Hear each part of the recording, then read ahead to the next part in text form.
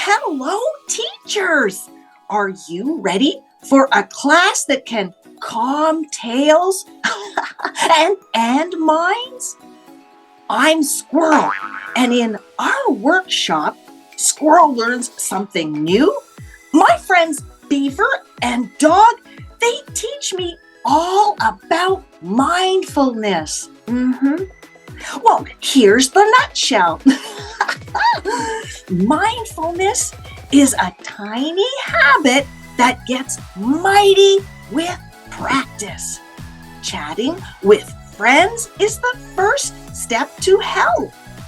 Little tools like breathing, stretching, and giggling, well, they build big resilience.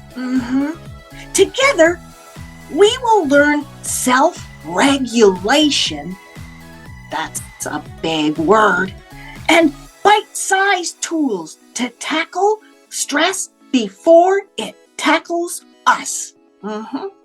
Teachers, book this workshop today.